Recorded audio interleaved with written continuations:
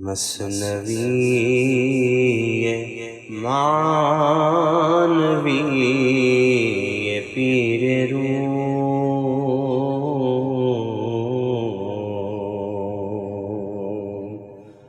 مثنوی معنوی پیر روم،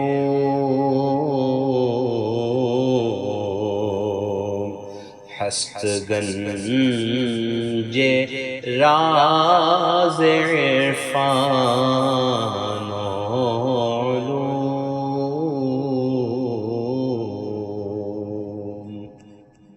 بسم اللہ الرحمن الرحیم، الحمدللہ رب العالمین، والصلاة والسلام علی سیدنا و مولانا محمد سید الانبیاء والمرسلین وعلی آلہ واصحابہ اجمعین، اما بعد۔ گزشتہ کے درس میں ہم پڑھ رہے تھے کہ انسان کے جو 5 حص ہوتے ہیں وہ ایک دوسرے سے پیوست ہوتے ہیں، اور ان 5 حصوں کا تعلق ایک جڑ سے ہوتا ہے، روٹ، اس سے وہ کام کرتے ہیں، اس روٹ کی وجہ سے، اور ایک کی خوراک یا ایک کی قوت دوسرے کے لیے بھی قوت بنتی ہے۔ جیسے کسی کی بینائی اگر بہتر ہو رہی ہے تو اس کا مطلب اس کی جو روٹ ہے وہاں پر کچھ بہتری پیدا ہو رہی ہے، اسی لیے بینائی بہتر ہو رہی ہے۔ تو جب روٹ میں بہتری پیدا ہو رہی ہے تو سماعت بھی بہتر ہوتی ہے، اس پر بھی اچھے اثرات پڑتے ہیں، چکھنے کی صلاحیت پر بھی اچھے اثرات پڑتے ہیں، چھونے کی صلاحیت پر بھی اچھے اثرات پڑتے ہیں۔ تو تھوڑا ہی صحیح ایفیکٹ ضرور ہوتا ہے، اچھائی اور برائی کا دوسرے حواس پر بھی ایفیکٹ ہوتا ہے۔ اسی طرح لطائف ستہ کا معاملہ بھی ہے، جس کو ہم نے پڑھا تھا کہ وہ لطائف اصل میں ستہ ہے، لیکن اس کو بعض لوگ لطائف خمسہ بھی کہتے ہیں، کیونکہ نفس جو ہے روح کے تابع ہے۔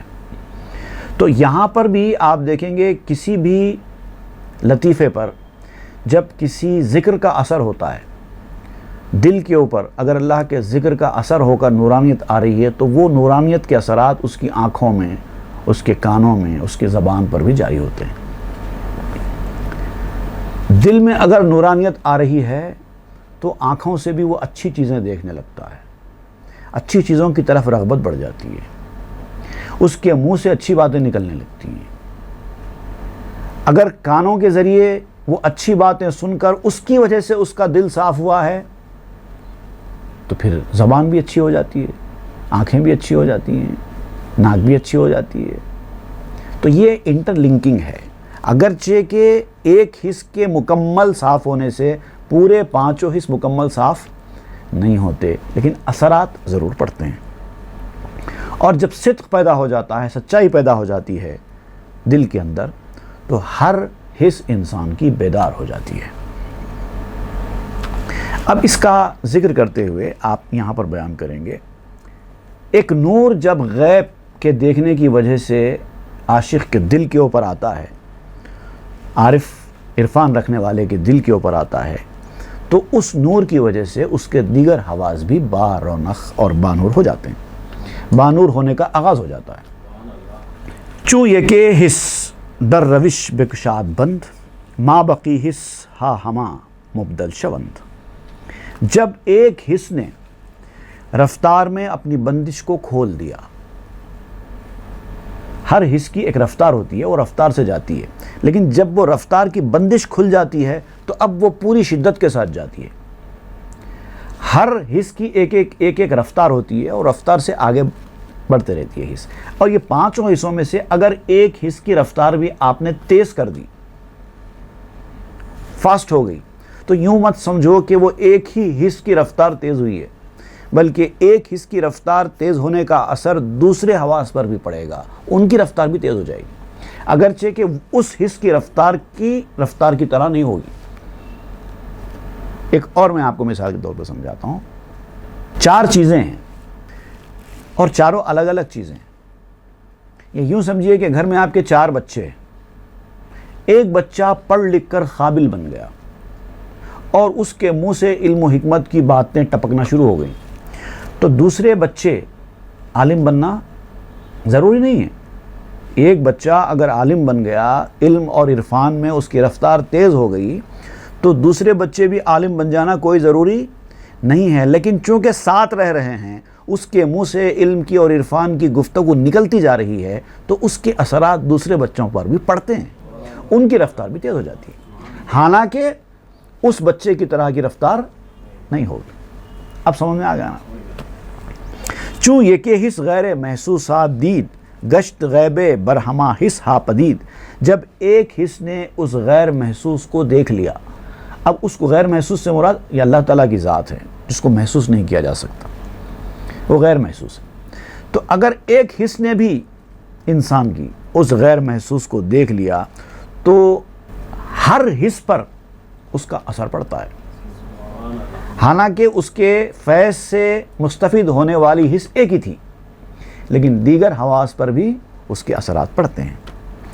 چوز جو جس تز گلا یک گوسفند، پس پیاپے جملہ زانسو برجہند۔ اب یہ ہوتا ہے، اب آپ بتا رہے ہیں کہ بکریوں کا ایک ریوڑ ہے، بکریوں کا انداز تو آپ نے دیکھا ہوگا، بکری چرانے والا سامنے صرف ایک ہی بکری کو ہانکتا ہے، دوسرے بکریاں خود بخود اس کے پیچھے آتی ہیں، سارے بکریوں کو نہیں ہانکتا، ایک ہی بکری کو، سامنے والی بکری کو ہانکتا ہے۔ اگر وہ صحیح ڈائریکشن میں جا رہی ہے، پورے بکریاں صحیح ڈائریکشن میں جاتے ہیں، اگر وہ بھٹک گئی راستہ، پورے بھٹک جاتے ہیں۔ تو ریوڑ میں جب ایک بکری نہر میں کود جائے چلتے چلتے، آپ دیکھیں گے ایک کے پیچھے ایک پورے بکریاں کود جاتے ہیں، ان کے کودنے کا اثر ان کے اوپر بھی پڑتا ہے۔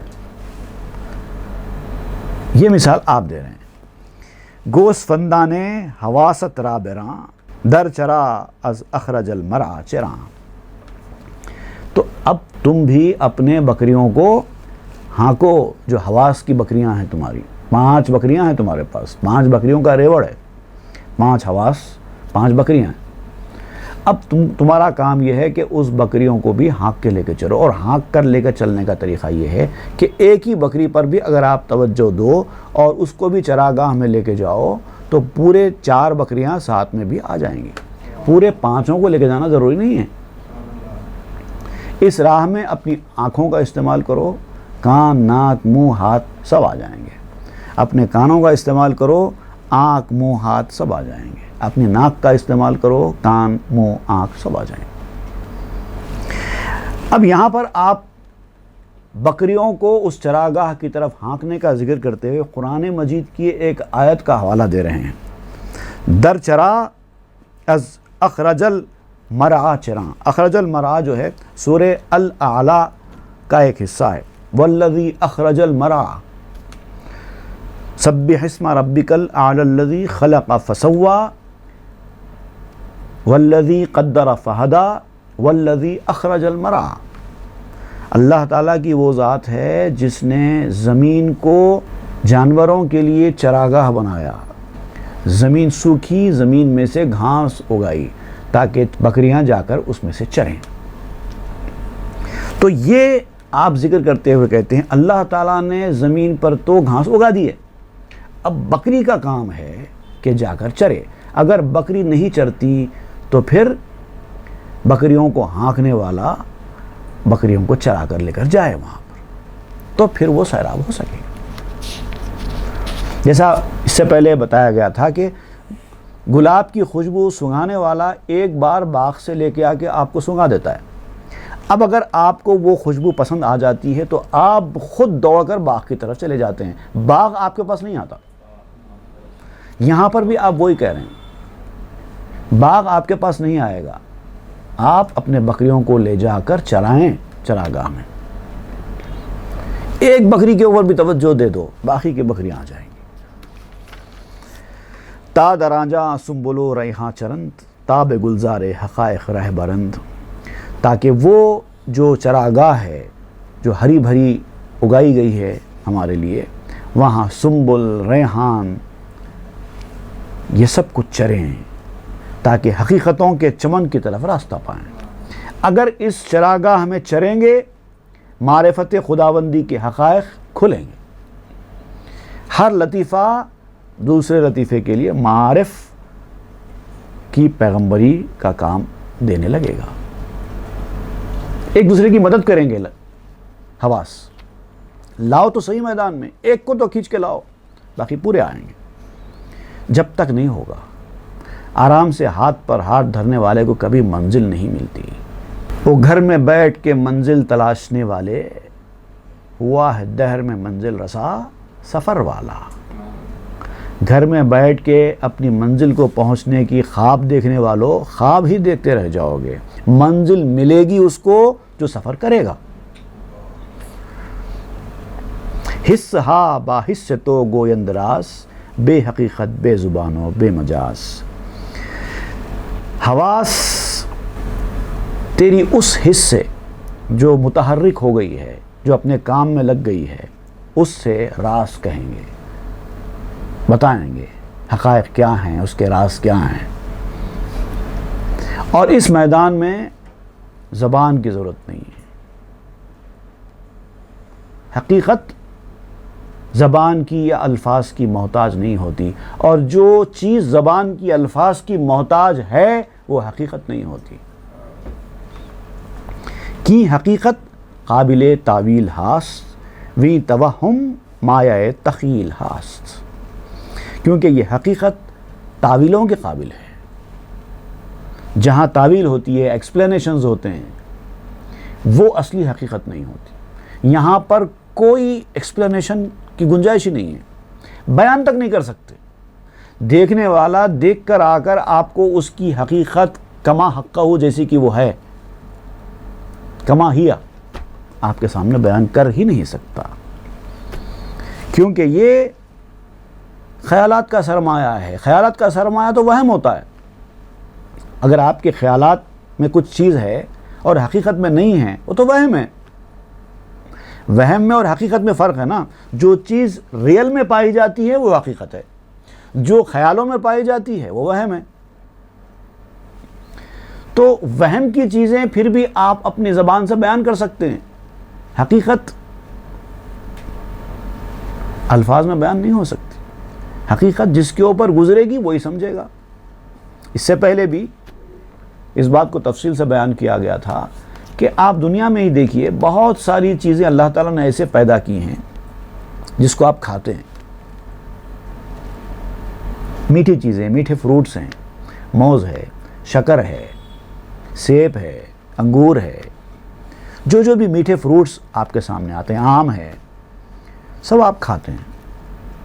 اگر میں آپ سے پوچھوں کہ یہ آم کا ٹیسٹ کیسا ہوتا ہے، آپ نے کئی بار کھایا نا، چلیے بیان کیجئے آم کا ٹیسٹ کیسا ہوتا ہے.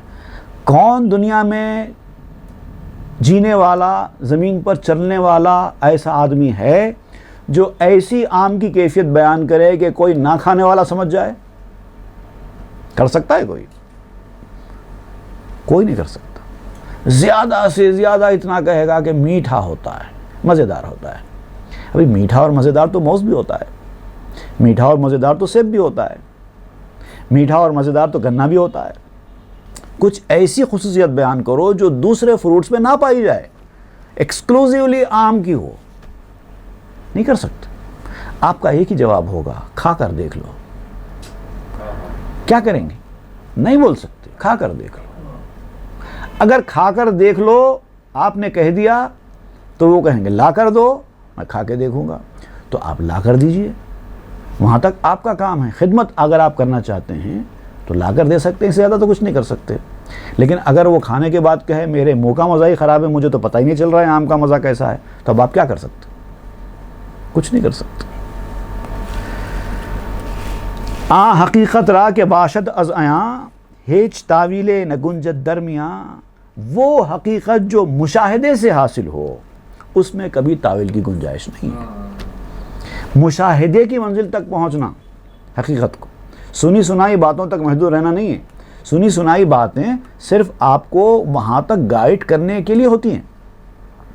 یہ ساری مثنوی جو آپ سنیں یا سنیں گے آئندہ بھی، یہ سب کا سب آپ کو لے جا کر منزل پر پہنچانے کا کام نہیں کرتی، یہ صرف گائیڈ کرنے کا کام کرتی.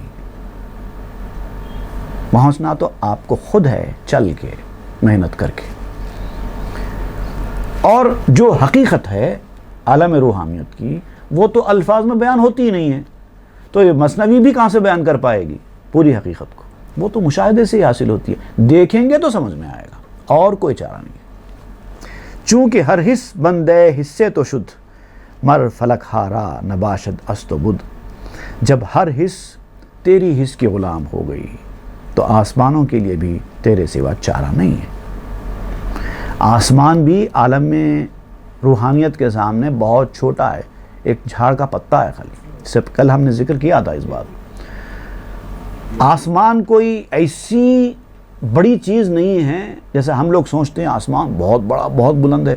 ہم جو دنیا میں جیتے ہیں اس کے حساب سے واقعی بہت بڑا بہت بلند ہے، لیکن اصلی دنیا جو ہے اس کے سامنے آسمان کی بھی کوئی ویلیو نہیں ہے، چھوٹا پتا ہے اور کچھ نہیں ہے۔ آسمان بھی ترقی کرنے والے بندے کے اوپر رشک کرتا ہے۔ انسان کی اس زمین کے سامنے کوئی حیثیت نہیں ہے، اتنی بڑی ہے زمین۔ اس زمین کی سورج کے سامنے کوئی حیثیت نہیں ہے، اتنا بڑا ہے سورج۔ سورج کی اینٹیرس جو ستارہ ہے اس کے سامنے کوئی حیثیت نہیں ہے، اتنا بڑا ہے اینٹیر۔ پھر پوری گیلیکسی کے سامنے اینٹیر کی کوئی حیثیت نہیں ہے، اتنی بڑی ہے گیلیکسی۔ پھر گیلیکسی ایک نہیں ہے، کئی گیلیکسیز ہیں، اور یہ سب کے سب پہلے آسمان کے نیچے ہے، تو آسمان کتنا ہوگا؟ پر یہ پہلے آسمان سے دوسرا آسمان بڑا، دوسرے سے تیسرا بڑا، تیسرے سے چوتھا بڑا، اور آپ کہتے ہیں کہ آسمان بھی اس ترقی کرنے والے بندے کے سامنے کوئی حیثیت نہیں رکھتا اگر اس نے وہ مقام حاصل کر لیا تو۔ ہر حص غلام تیرے حص کی، اگر وہ حص تو نے پالی جو تجھے ترقی دے گی تو پھر ساری حص، سارے حواس اس ایک حص کے غلام ہیں، جو بولیں گے سنیں گے۔ کیونکہ اللہ تعالیٰ نے بھی فرمایا ہے وَلَقَدْ كَتَبْنَا فِي الزَّبُورِ مِن بَعْدِ الذِّكْرِ أَنَّ الْأَرْضَ يَرِثُهَا عِبَادِي الصَّالِحُونَ۔ ہم نے زبور میں بھی یہ بات لکھ دی ہے، ذکر کے بعد، واعظ و نصیحت کے بعد، ضروری جو احکامات تھے وہ بیان کرنے کے ساتھ ساتھ یہ بات بھی ہم نے لکھ دی ہے زبور میں، أَنَّ الْأَرْضَ يَرِثُهَا عِبَادِي الصَّالِحُونَ۔ یہ جو زمین ہے اس کے اصل وارث تو اللہ کے نیک بندے ہیں۔ اب یہ جو دنیا میں لوگ زمینوں کے لیے لڑ لیتے ہیں، یہ عارضی طور پر ان کا قبضہ ہے، ملکیت نہیں ہے۔ اصل ملکیت تو اللہ کے نیک بندوں کی ہے۔ کیوں؟ اس لیے کہ اللہ تعالیٰ نے ان کو وارث بنایا ہے اس زمین کا، اور یہ زمین سے بعض مفسرین نے جنت بھی مراد لیا ہے، تو جنت کے وہ وارث ہو جائیں تو پھر اب اس کے سامنے اس زمین کی حیثیت ہی کیا رہ جائے گی؟ تو آسمان کیا چیز ہے اس کے سامنے؟ چونکہ دعویٰ میرود در مل کے پوست، مغز آرا کے بوت قشران اوست۔ اب یہ جو دنیا میں لوگ زمینوں کے لیے جھگڑا کر رہے ہیں، میری زمین تیری زمین، 1 ایکڑ میرا 2 ایکڑ تیرا، 1 گنٹا میرا آدھا گنٹا تیرا، آپ کہتے ہیں کہ یہ سارا جھگڑا چھلکے کے لیے ہو رہا ہے۔ چھلکے کا جھگڑا ہے، مغز کا جھگڑا نہیں ہے۔ مغز تو جس کا ہے اسی کا ہے، لیکن پھر آپ کیا کہتے ہیں؟ مغز آرا کیبوت خشران اوست۔ مگر یاد رکھو کہ جب جھگڑا ہوتا ہے چھلکے کے لیے تو فیصلہ کرنے والا چھلکے کے حق میں بھی فیصلہ کرتا ہے، مغز جس کا چھلکا اس کا۔ اگر مغز ہی دوسرے کا ہے تو چھلکا کسی اور کا کیسے ہو سکتا ہے؟ چوں تنازع در فتت در تم کے کاہ، دانا آنے کیست آرا کن نگاہ۔ جب جھگڑا ہو جائے بھوسے کے لیے، گیہوں کے بھوسے کے لیے اگر جھگڑا ہو جائے، قاضی کے پاس جائے، یہ بھوسا میرا ہے وہ بھوسا تیرا ہے، تو قاضی پوچھے گا کہ گیہوں کس کا تھا؟ یہ پوچھے گا نا جواب دینے سے پہلے، گیہوں کس کا تھا؟ نہیں، گیہوں تو اس کا تھا، تو بھوسا بھی اسی کا ہے۔ تو مغز جس کا ہوگا چھلکا بھی اسی کا ہوگا۔ تو دیکھا یہ جاتا ہے کہ اصل چیز کس کو ملی ہے، عالم میں روحانیت میں کس کا مقام ہے، جنت کس کو حاصل ہوئی ہے۔ یہ دنیا کی زمین بھی اصل میں اسی کی ہے، تم ناجائز طریقے سے قابض ہو۔ پس فلک کشرست و نور روح مغز، ای بدی دستاں خفیزی رو ملغز. تو آسمان بھی چھلکا ہے. جو مقام، جو منزل اللہ کے نیک بندوں کو حاصل ہوئی ہے، جو کہ روح کا نور ہے، وہ اصل مغز ہے. اس کے سامنے آسمان بھی چھلکا ہے، کیونکہ آسمان کھلا ہوا ہے. عالم روحانیت کی چیز کھلی ہوئی نہیں ہوتی. آسمان کو دیکھ رہے ہیں سب، کھلا ہوا ہے. تو کھلا ہوا چھلکا ہوتا ہے، مغز نہیں ہوتا. مغز تو ڈھپا ہوا ہوتا ہے. تو آسمان کو دیکھ کے دھوکہ مت کھاؤ، اس کو عالم روحانیت مت سمجھو. وہ بھی نظر آنے والی چیز ہے، اس کا مطلب وہ بھی چھلکا ہے. اسی لیے اس آسمان کو سماء الدنیا کہا جاتا ہے، دنیا کا آسمان. ورنہ عالم روحانیت کی چیز دکھائی دینے والی نہیں ہوتی. جسم ظاہر روح مخفی آمدست، جسم ہمچو آستیں جاں ہمچو دست. انسان کا جسم بھی اسی طرح ظاہر ہے، روح چھپی ہوئی ہے. جسم اس دنیا کی چیز ہے، ظاہر ہے. روح اس دنیا کی چیز ہے، اسی لیے چھپی ہوئی ہے. جسم آستین کی طرح ہے اور جان آستین کے اندر ہاتھ کی طرح ہے. بعض عقل از روح مخفی تربوت، حس بسوئے روح زوتر رہ برد. پھر عقل. اب دیکھیے، آپ کو ایک بتایا گیا کہ روح جو ہے چھپی ہوئی چیز ہے، جسم ظاہر ہے. اب اس کے بعد اب آگے بتا رہے ہیں کہ روح کے بعد پھر عقل ہے، جو روح سے زیادہ چھپی ہوئی ہے. اب اس کو آپ سمجھائیں گے مثال دے کے کہ عقل روح سے زیادہ چھپی ہوئی کیسے ہے. اب آپ یہ بیان کر رہے ہیں کہ حس جو ہے انسان کی، جو سینس ہے، وہ روح کی جانب جلدی اپنا راستہ بنا لیتا ہے. جنبش بینی بیدانی زنداست، این ادانی تو ز عقل آگنداست. اب آپ کہتے ہیں کہ ایک آدمی لیٹا ہوا ہے، بالکل حرکت نہیں ہے اس کے اندر. تو آپ کو ڈاؤٹ ہوتا ہے شاید وہ زندہ ہے یا مر گیا، کیونکہ بالکل جنبش ہی نہیں ہے، کوئی علامت ہی نہیں ہے اس کا زندہ ہونے کی. تو آپ کو ڈاؤٹ ہو سکتا ہے کہ شاید وہ مر گیا ہو. لیکن اگر وہ حرکت کرتا ہوا دکھائی دے تو آپ فوری سمجھ جاتے ہیں کہ وہ زندہ ہے. زندہ ہے کا مطلب کیا ہے؟ روح اس کے اندر ہے. تو دیکھیے، آپ اس کی حرکت سے آپ کو پتا چل گیا کہ روح اس کے اندر ہے. حالانکہ آپ نے روح کو دیکھا نہیں ہے، لیکن چونکہ اس کی حرکت بتا رہی ہے کہ روح اس کے جسم کے اندر ہے. لیکن کوئی آدمی عقل سے محروم ہے تو اس کی حرکت کو دیکھ کے بھی عقل کو نہیں پہچان سکتا. اگر کوئی آدمی بھاگ رہا بھی ہے تب بھی اس کے بھاگنے کو دیکھ کے آپ یہ اندازہ نہیں کر سکتے کہ عقل مند انسان ہے. دیکھیے، روح کے ہونے کا پتہ تو صرف حرکت سے چل گیا، لیکن عقل کے ہونے کا پتہ حرکت تو دور کی بات ہے، دوڑنے سے بھی نہیں ہو رہا ہے. تو اس کا مطلب عقل جو ہے روح سے بھی زیادہ چھپی ہوئی ہے. تاکہ جنبش ہائے موضوع سرکنت، جنبش مصرا بے دانش زرکنت. جب تک کہ وہ موضوع اور مناسب حرکتیں نہ کرے، موضوع اور مناسب کلمات منہ سے نہ نکالے جس سے ظاہر ہو کہ وہ عقل مند ہے، تب تک اس کا عقل مند ہونا ظاہر نہیں ہوتا. ایک محفل میں 10 لوگ بیٹھے ہیں، کچھ لوگ خوبصورت ہیں، کچھ لوگ بدصورت ہیں، لیکن نہ ان کی خوبصورتی کسی کو عقل مند ثابت کرتی ہے، نہ ان کی بدصورتی کسی کو عقل مند ثابت کرتی ہے. نہ ان کا بھاگنا دوڑنا ان کو عقل مند ثابت کرتا ہے، نہ ان کا سو جانا ان کو عقل مند ثابت کرتا ہے. اس کے لیے الگ کرائیٹیریم ہے، اور وہ کیا ہے؟ مناسب کلمات کا منہ سے نکلنا یا مناسب حرکتیں کرنا. سچویشن کے حساب سے کیا کرنا چاہیے وہ کر رہا ہے، تب پتہ چلتا ہے کہ وہ عقل مند ہے. اور جو عقل مند ہوتا ہے وہ اپنی عقل کا استعمال کرتے ہوئے تانبے کو سونا بھی بنا دیتا ہے، اگر اللہ نے ویسی عقل اس کو دی ہے. اتنی طاقتور چیز کا نام ہے عقل. زا مناسب آمدن افعال دست، فہم آید مرترا کہ عقل ہست. ہاتھ کے مناسب کاموں کی وجہ سے آپ کو پتہ چل سکتا ہے کہ عقل ہے یا نہیں. اگر مناسب کام نہیں کر رہا ہے تو آپ فوری سمجھ جاتے ہیں کہ بے وقوف ہے۔ جیسے کسی گھر میں کسی کی میت ہو گئی ہے، وہاں جا کر مبارکبادی دے رہا ہے، تو زندہ تو ہے، روح تو اس کے اندر موجود ہے، لیکن آپ کو پتہ چلتا ہے کہ عقل نہیں ہے۔ روح وہی از عقل پنہاں تر بود، زاں کہ او غیبست و او زاں سر بود۔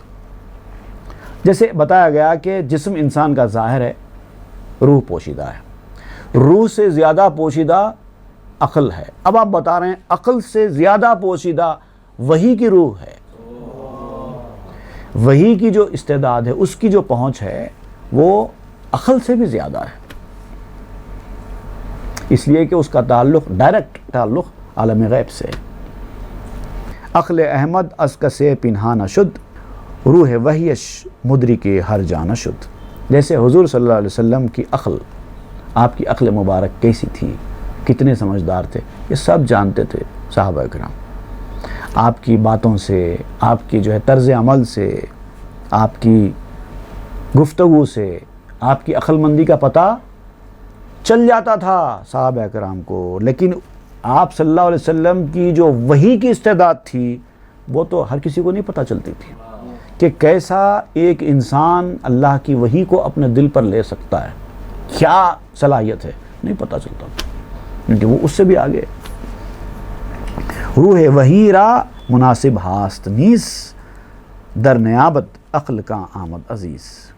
البتہ وحی کے استعداد کے بھی آثار ہوتے ہیں، اس کی بھی کچھ علامتیں ہوتی ہیں۔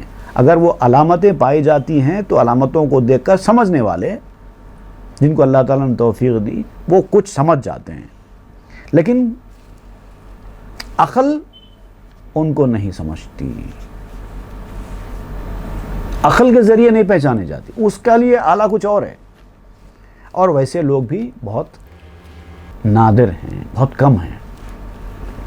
گہ جنو بینت گہے حیران شود، زاں کے موقوف است تاؤ آں شود۔ نبی کو دیکھنے والے ایمان والے بھی تھے، کافر بھی تھے۔ نبی کی زندگی کو، ظاہری زندگی کو اپنی آنکھوں سے دیکھا، کافروں نے بھی دیکھا، مسلمانوں نے بھی دیکھا، لیکن فرق کیا ہوا؟ ان کی حیران کن چیزوں کو دیکھنے کے بعد ان کے پاس بھی عقل تھی، ان کے پاس بھی عقل تھی، لیکن عقل کبھی ان کے آثار کو دیکھنے کے بعد، ان کی نشانیوں کو دیکھنے کے بعد، ان کی خصوصیتوں کو دیوانگی سمجھتی رہی، کبھی حیران ہوتی رہی۔ یہ وہی عقل ہے۔ عقل کی بھی پہنچ نہیں ہے وہاں تک۔ حیرانیوں کو دیکھ لیا، ایسی ایسی عجیب عجیب چیزیں دیکھ لی ان کی زندگی میں، انسان کو سمجھ میں نہیں آئی تو کسی نے کہہ دیا یہ تو جنون ہے، دیوانگی ہے، کسی نے کہہ دیا یہ تو بہت عجیب بات ہے، معجزہ ہے۔ اب دیکھیے ان لوگوں کا ذکر کرتے ہوئے اللہ تعالیٰ فرماتا ہے، یہ خالی حضور صلی اللہ علیہ وسلم کے ساتھ ہی نہیں ہوا، دیگر انبیاء کے ساتھ بھی ہوا ہے۔ ایک مقام پر اللہ تعالیٰ نے فرمایا قالوا یا ایھا الذی نزل علیہ الذکر انک لمجنون۔ ان لوگوں نے کہا کیا ہے وہ شخص جس کے اوپر قرآن نازل کیا گیا ہے، بے شک تو دیوانہ ہے، ایسی دیوانگی کی باتیں کرتا ہے، عام انسان کے منہ سے نہیں نکلتا نا یہ، تو لہذا دیوانہ کہہ دیا۔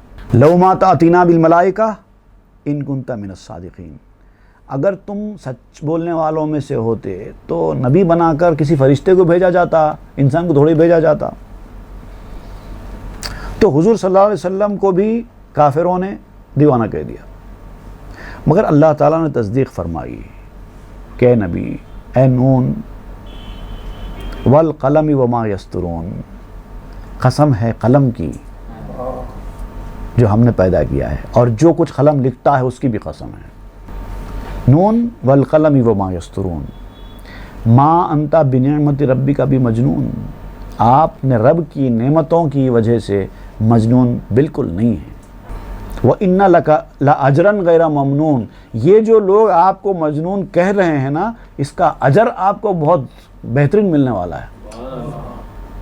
وَإِنَّكَ لَعَلَىٰ خُلُقٍ عَظِيمٍ، اور آپ نے یہ برداشت کر کے ایک عظیم اخلاق کا ثبوت دیا ہے، بہت بڑے اخلاق پر ہیں، بہت بڑے اخلاق پر ہیں۔ فَسَتُبْصِرُ وَيُبْصِرُونَ بِأَيِّكُمُ الْمَفْتُونُ، ان قریب وہ وقت آئے گا، آپ بھی دیکھیں گے، یہ لوگ بھی دیکھ لیں گے، پتہ چل جائے گا مجنون ہے کون۔ ایسا جواب اللہ تعالیٰ نے عنایت فرمایا۔ فرعون نے بھی کہا تھا موسیٰ علیہ السلام کے لیے یہی لفظ مجنون کا، قال ان رسولکم الذی ارسل الیکم لمجنون، فرعون نے کہا تھا کہ بے شک وہ رسول جو تمہاری طرف بھیجے گئے ہیں وہ مجنون ہیں۔ اسی طرح ایک مقام پہ فرمایا گیا نوح علیہ السلام کے قوم کے حوالے سے، کذبت قبلہم قوم نوح فکذبوا عبدنا وقالوا مجنون وازدجر، سورہ القمر میں۔ تو اس طرح سے آپ دیکھیے بہت سارے انبیاء کرام کے ساتھ ایسا ہوا، ان کو مجنون کہہ دیا گیا۔ تو یہ ان کا مجنون کہنا کس لیے تھا؟ مولانا روم فرماتے ہیں کہ اسی لیے تھا کہ ان کے سامنے جو حیرتناک چیزیں سامنے آئیں، اب ان کے سامنے دو ہی راستے تھے، یا تو اس حیرتناک چیزوں کو معجزہ مان کر نبی تسلیم کر لیا جائے، سپر نیچرل پاورز قبول کر لیے جائیں، یا پھر دیوانہ کہہ دیا جائے۔ اگر وہ قبول کیے جائیں تو سیدھا سیدھا ایمان والے ہو جائیں گے، ایمان تو لانا نہیں تھا، لہٰذا انہوں نے ایسا کہہ دیا۔ چوں مناسب ہائے افعال خضر، عقل موسیٰ بود در دیدش قدر۔ خضر، خضر مختلف قسم کے تلفظ ہے خضر علیہ السلام کے نام کے ساتھ، خضر بھی کہتے ہیں، خضر بھی کہتے ہیں، خضر بھی کہتے ہیں، سب کہتے ہیں۔ تو یہاں پر شاعری میں کیا ہے، جہاں پر جو ضرورت شعری کے تحت جو نام مناسب ہے وہ استعمال کرتا، تو یہاں پر آپ نے خضر استعمال کیا۔ چوں مناسب ہے افعال خضر، جیسا کہ حضرت خضر علیہ السلام کے افعال موسیٰ علیہ السلام کے سامنے آئے، موسیٰ علیہ السلام کی عقل حیران ہو گئی، کیا کر رہے ہیں خضر، یہ سمجھ میں نہیں آ رہا ہے، عقل کام نہیں کر رہی تھی۔ تو جب عقل کام نہیں کرتی ہے کسی چیز کو دیکھ کر تو انسان یا تو سرنڈر ہو جاتا ہے یا تو باغی ہو جاتا ہے، یا تو کسی کو بڑا تسلیم کر لیتا ہے یا پھر حسد جلن کا شکار ہو جاتا ہے، دشمنی پر اتر آتا ہے۔ تو جو بڑے لوگ ہوتے ہیں ان کے سامنے دو ہی لوگ ہوتے ہیں، ایک تو ان کا چاہنے والا، ایک تو ان سے جلنے والا، دشمنی رکھنے والا۔ اگر ان کی چیز سمجھ میں آئی، ان کی باتیں سمجھ میں آئی، ان کا مقام سمجھ میں آیا، دیوانہ گرویدہ ہو گیا، نہیں تو پھر مخالفت پر آ گیا۔ نامناسب می نمود افعال او، پیش موسیٰ چوں نبودش حال او۔ خضر علیہ السلام کے جو افعال تھے، جس میں قرآن مجید میں سورہ کہف میں جس کا ذکر ہے، موسیٰ علیہ السلام کی سمجھ سے باہر تھے، ان کو تو نامناسب نظر آیا۔ کیا کر رہے ہیں خضر، یہ بیٹھے بیٹھے ایک بچے کو مار دیا، بیٹھے بیٹھے ایک دیوار اٹھا دی، بیٹھے بیٹھے ایک کشتی میں سوراخ کر دیا، یہ نامناسب چیزیں نظر آئیں موسیٰ علیہ السلام کو۔ کیوں کہ موسیٰ علیہ السلام کے لیے وہ نامناسب اس لیے تھی کہ جس حال سے خضر علیہ السلام گزر رہے تھے وہ موسیٰ علیہ السلام اس وقت اس حال میں نہیں تھے، اور ان کو اس وقت خضر کو ملنے والے احکام کی اطلاع نہیں تھی۔ تو جب کسی چیز کا کسی کو پتہ نہیں رہتا ہے، اطلاع نہیں رہتی ہے، تو وہ ان چیزوں کو حیرت ناک چیزیں سمجھتا ہے۔ آخر ایسا کیوں کر رہے ہیں، آخر ایسا کیوں کر رہے ہیں، آخر ایسا کیوں کر رہے ہیں۔ ہر آدمی کے زبان پہ آپ کو یہی ملتا ہے، آخر ایسا کیوں کر رہے ہیں، آخر ایسا کیوں کر رہے ہیں۔ ارے بھائی آپ کو کیا پتا کہ کیوں کر رہے ہیں؟ کرنے والا جب شد و مت کے ساتھ اگر کوئی کام کر رہا ہے تو اس کے پیچھے کوئی مقصد تو ہوگا نا، شاید آپ اس سے واقف نہ ہو، لیکن ایک رہتی جستجو، سمجھ میں نہیں آتا نا ایسا کیوں ہو رہا ہے، ایسا کیوں ہو رہا ہے۔ کوئی انہونی چیز جب ہو جاتی ہے تو فوری اگر روٹین کی کوئی چیز چل رہی ہے تو کوئی نہیں پوچھے گا، لیکن روٹین سے ہٹ کے جب کوئی دوسرا عمل سامنے آتا ہے فوری سوالات اٹھ جاتے ہیں، ایسا کیوں ہو رہا ہے، کیونکہ اس کے پیچھے کی خبر ان کو نہیں ہے۔ عقل موسی چوں بود در غیب بند، عقل موشی خود کی است اے ارجمند۔ دیکھیے موسیٰ علیہ السلام کا نام موسیٰ پڑھا جاتا ہے لیکن لکھا جاتا ہے موسی، الف مقصورہ کے ساتھ لکھا جاتا ہے موسی۔ تو شاعری میں ضرورت کے تحت کبھی موسیٰ عیسیٰ اور کبھی موسی عیسی بھی پڑھا جاتا ہے، اے عیسی دوراں، عیسی دوراں، عیسی پڑھا جاتا ہے۔ تو یہاں پر بھی میں موسیٰ کو موسی پڑھ رہا ہوں، اب کیوں پڑھ رہا ہوں وہ آپ کو بتاتا ہوں۔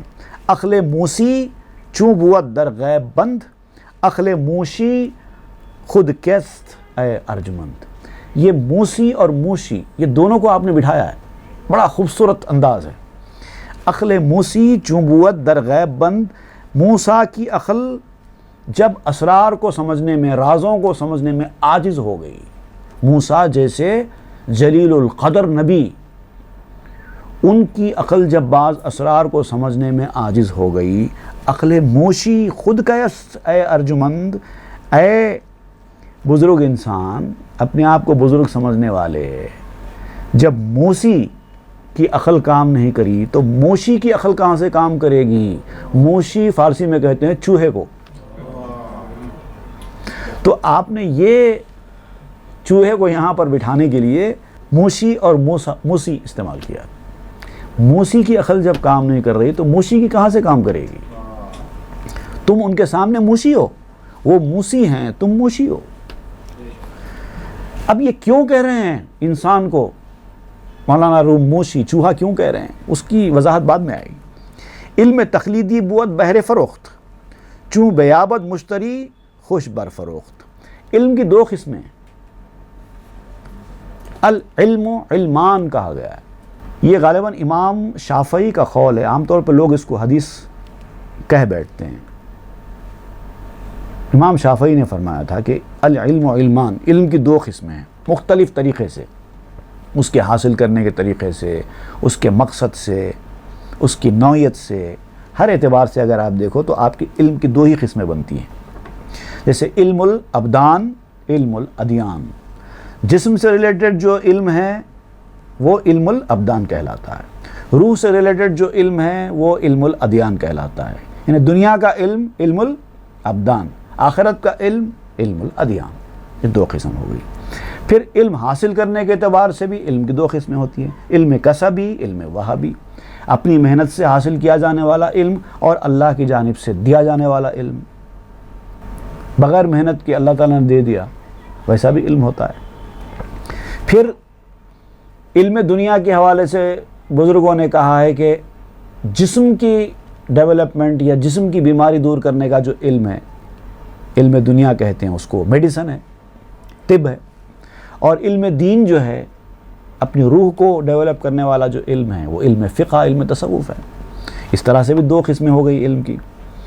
پھر علم شہود اور علم غیب، جو چیز دکھائی دیتی ہے اس کا علم علم شہود ہوا، اور جو چیز دکھائی نہیں دیتی اس کا علم علم غیب ہو گیا۔ پھر علم حاصل کرنے کا جو مختلف انداز ہے، ایک انسان ایک آدمی کو دیکھا دیکھی علم حاصل کرتا ہے، انہوں نے جو کر دیا آپ بھی وہی کر رہے ہیں، وہ دیکھ کر علم حاصل کر لیا۔ ایک ہوتا ہے نے خود تحقیق کر کے بات کی تہ تک پہنچ کر ریسرچ کر کے جا کے آپ چیز معلوم کر کے علم حاصل کرتے ہیں، تو علم تحقیقی، علم تقلیدی کہلاتا ہے۔ پھر جو چیز فنا ہو جانے والی ہے اس کا علم، اور جو چیز فنا نہیں ہونے والی ہے اس کا علم، اس حساب سے بھی علم کی دو قسمیں ہو جاتی ہیں، علم حادث، علم قدیم۔ پھر ایک ہوتا ہے علم بالشیء قبل وجودہ، پھر ایک ہوتا ہے علم بالشیء بعد وجودہ، کسی بھی چیز کے وجود میں آنے سے، ایگزسٹ ہونے سے پہلے کا علم، ایگزسٹنس حاصل کرنے کے بعد کا علم۔ تو آپ کسی بھی اعتبار سے جاؤ، علم کی دو ہی قسمیں بنتی ہیں، علم فی القلب فذالک العلم النافع، علم فی اللسان فذالک حجت اللہ علی العباد۔ یہ بھی کہا گیا ہے، ایک علم نفع دینے والا ہوتا ہے، ایک علم نفع دینے والا نہیں ہوتا۔ اور جو نفع دینے والا علم ہے وہ دل کا علم ہے، اور جو نفع نہیں دینے والا علم ہے وہ اسی زبانی علم ہے، صرف منہ سے نکلتا ہے، اندر نہیں پہنچتا، وہ صرف حجت کے کام میں آتا ہے بس۔ جیسے متکلمین کا ہے، وہ حجت میں آرگیومنٹ کے لیے یا کنورزیشن کے لیے استعمال کرتے ہیں بس۔ تب کسی بھی اعتبار سے آپ جاؤ، علم کی دو قسمیں ہوتی ہیں۔ یہاں پر آپ جو علم کی دو قسموں کا ذکر کر رہے ہیں وہ علم تقلیدی اور علم تحقیقی ہے۔ اب آپ اس کا فرق بتا رہے ہیں۔ علم تقلیدی بود بہر فروخت، چوں بیابد مشتری خوش بر فروخت۔ تقلیدی علم جو ہوتا ہے، کسی کو دیکھا دیکھی جب آپ حاصل کرتے ہیں، وہ بیچنے کے لیے ہوتا ہے، کوئی ایک خاص مقصد سے کسی کو دینے کے لیے ہوتا ہے، اور ایسا علم جو ہے خریداروں کا محتاج ہوتا ہے، اور جب کوئی خریدار کو دیکھتا ہے چمک اٹھتا ہے۔ اگر آپ کا علم ظاہری ہے، تقلیدی علم ہے، تو وہ علم طالب علم کو تلاش کرے گا، علم حاصل کرنے والے کو تلاش کرتا ہے، یا پذیرائی کرنے والے کو تلاش کرتا ہے، تعریف کرنے والے کو تلاش کرتا ہے، عالم بول کر عزت کرنے والوں کو تلاش کرتا ہے. یہ سب خریدار ہیں علم کے. جب خریدار ملتا ہے تو چمک اٹھتا ہے، جب خریدار نہیں ملتا ہے تو بجھ جاتا ہے. کیا فائدہ علم حاصل کر کے؟ کوئی تعریف کرنے والا ہی نہیں ہے، کوئی عزت دینے والا ہی نہیں ہے، کوئی کمائی نہیں ہو رہی ہے علم سے، کوئی دنیا کا فائدہ ہی نہیں ہو رہا ہے علم سے، تو یہ تقلیدی علم ہوگا. لیکن جو تحقیقی علم ہوتا ہے وہ اور چیز ہے. مشتری علم تحقیقی حقست دائماً بازار او بارہ نخست. اور جو علم تحقیقی ہوتا ہے، جو دنیاوی فائدہ حاصل کرنے کے مقصد سے حاصل ہی نہیں کیا گیا، اس علم کا خریدار اللہ تعالیٰ ہوتا ہے. دائماً بازار او بارہ نخست. اس کا بازار ہمیشہ ہمیشہ بارہ نخ رہتا ہے. کبھی اس کے اندر مندی نہیں آتی، ہمیشہ عروج پر ہوتا ہے. لب بستہ ہس در بیع و شرا مشتری بے حد کہ اللہ اشترا. منہ بند کیے ہوئے خرید و فروخت میں لگا ہے. وہ آدمی منہ بند کر کے اپنا کام کرتا ہے. اس کو نہ علم حاصل کرنے والوں کی ضرورت ہے، اس کو نہ کسی شاگرد کی ضرورت ہے، اس کو نہ کسی مرید کی ضرورت ہے، اس کو نہ کسی شہرت کی ضرورت ہے، اس کو نہ کسی مال دولت کی ضرورت ہے. بس وہ اپنا کام کرتا ہے، چاہے کوئی سنے نہ سنے ان کی مرضی، کوئی آئے نہ آئے اس کی مرضی. وہ خالی بس اللہ کے لیے اپنا علم تقسیم کرتا چلا جاتا ہے. کیونکہ وہ جانتا ہے، کیونکہ میرا اصلی خریدار تو وہ لامحدود ذات ہے، اس نے خرید لیا ہے. یہ لوگ کیا خریدیں گے؟ ان کے پاس ہے ہی کیا؟ درس آدم را فرشتہ مشتری محرم درسش نہ دے وہ نئے پری. حضرت آدم علیہ السلام کے درس کا خریدار بھی فرشتہ رہا ہے. فرشتے خریدے ہیں آدم علیہ السلام کے علم کو. شیطان نہیں خرید سکا، ابلیس نہیں خرید سکا. نہ شیطان اس کا خریدار ہو سکتا ہے، نہ پری اس کے خریدار ہو سکتے. جتنے جن تھے، چونکہ شیطان کا تعلق بھی جن کی قوم سے تھا، تو اس کی جو سرشت ہے وہ اثر لائی.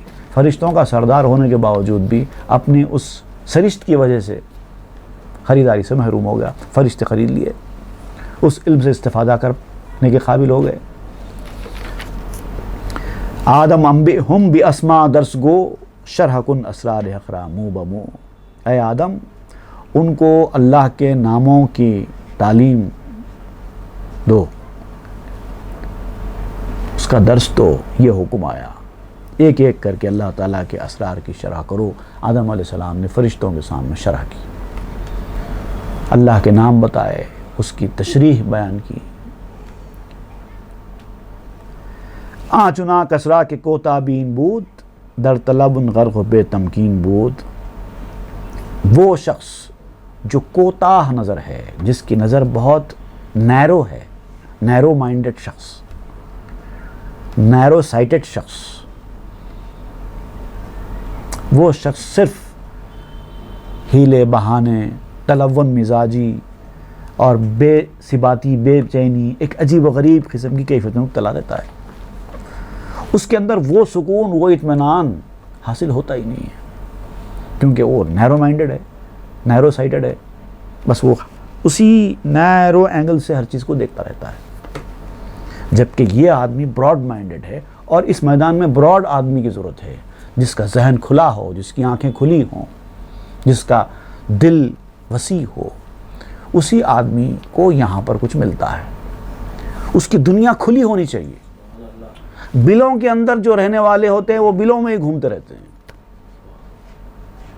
اب دیکھیے اب آپ مولانا روم بیان کریں گے. ابھی میں نے کہا تھا نا، موسی کے مقابلے میں موشی، اس کا سبب تم جانتے ہو کیوں کہا تھا میں نے؟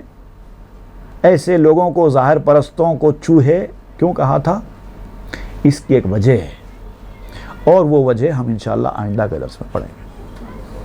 وصلی اللہ تعالیٰ علی خیر خلق سیدنا محمد وآلہ واصحابہ اجمعین والحمد للہ رب العالمین. مثنوی معنوی پیر رو